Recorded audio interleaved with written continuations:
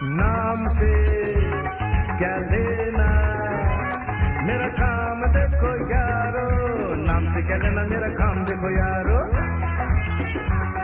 अरे नाम तो होता है बदनाम देखो यारो।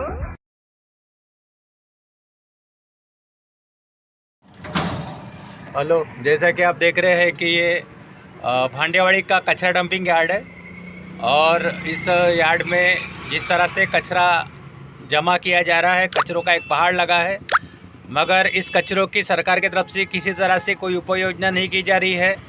इन पहाड़ों की बदबू की वजह से यहाँ पे लाखों करोड़ों पब्लिक का जो जीना है वो दुश्वार हो गया है, मुश्किल होता जा रहा है।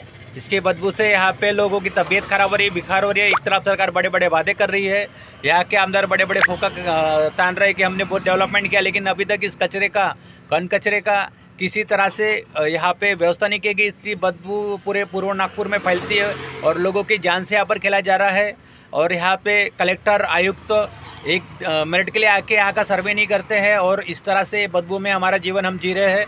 तो मेरा सरकार से इसलिए गुहार है कि इस कचरा बदबू का प्रबंधन किया जाए और इसके लिए जो समुचित उपाय करके यहाँ के लोगों को राहत दी जाए और होने वाले कचरे में जो घोटाला हुआ है इसकी जांच कर कर जो भ्रष्ट अधिकारी है उन पर कार्रवाई हो, जो आमदार है उन पर कार्रवाई हो और इसी तरह से ये कार्रवाई कर कर हमारी जनता को राहत दी जाए। धन्यवाद। हेलो, तो ये कचरे का विषय था, ये बहुत ही सेंसिटिव विषय है। इस विषय में सरकार ने बहुत जल्दी से जल्दी कुछ राहत निकालना चाहिए और हम प्रहार की तरफ से आयुक्त, कलेक्टर और गडकरी साहब और मुख्यमंत्री जी को निवेदन देंगे। उनसे हमारा ये अनुरोध है कि आप इस कचरे का कुछ उपाय कीजिए और इस कचरे को जल्दी से जल्दी आप यहाँ से ट्रांसफ़र कीजिए। लोगों के जीवन का समस्या है। आप वोट लेते समय बड़े बड़े वादे करते हैं, लेकिन आप कोई भी वादा पूरा करने में असक्षम है। आपने कोई भी वादा ढंग से पूरा किया नहीं है। आपने दिव्यांगों को 6,000 रुपये मानधन देने का वादा किया था, अभी तक आपने दिया नहीं है। हमारे बच्चू कड़ू रायगढ़ में अभी भी आंदोलन कर रहे हैं और आपने स्टॉल की कोई प्रक्रिया अभी तक की नहीं है।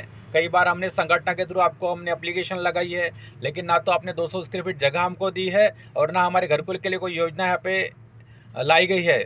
पिछले साल बजट में 400 करोड़ रुपए का अपंग भवन का निर्माण का आयोजन किया गया था, लेकिन अभी तक 400 करोड़ रुपए में से 4 रुपये भी आपने खर्च किए नहीं और अपंगों के लिए ऐसा कोई भवन और रहने की सुविधा आपने की नहीं। इन पूरे पैसों का सरकार ने घोटाला किया है और इस तरह मैं सबका ध्यान आकर्षण करना चाहूँगा। दूसरा भी एक विषय है हमारा कि हमारे दिव्यांगों का जो निधि है वो हर आमदार ने 5% खर्चा करना पड़ता है, मगर कोई भी आमदार इसमें खर्चा नहीं कर रहा है।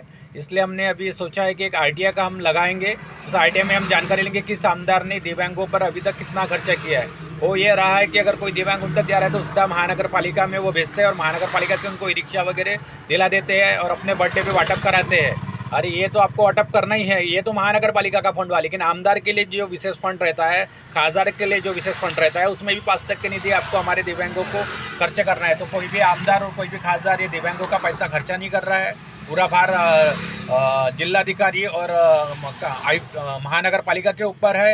यही पूरा खर्चा कर रहे हैं और ये इसमें अक्षम है क्योंकि नागपुर शहर में नोंदणीकृत जो दिव्यांग है वो मिनिमम 75,000 के ऊपर है और ऐसे और 25,000 और 30,000 रुपये से दिव्यांग जो अनोंदणीकृत है वो घूम रहे हैं। और 1 लाख लोगों को अगर सुविधा देना है तो अकेले महानगर पालिका और जिलाधिकारी कुछ कर नहीं पाएंगे।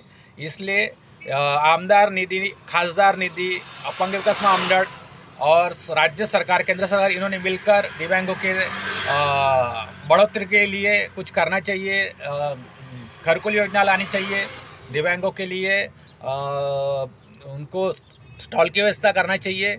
ऐसा मेरा सरकार से अनुदान, अगर सरकार ये करती है तो हम सरकार को समर्थन करेंगे, अन्यथा उनके विरोध में जिस तरह बच्चू भाव ने एक आंदोलन छेड़ा है, हमारे नागपुर में भी हम आंदोलन छेड़ने की तैयारी करेंगे। धन्यवाद।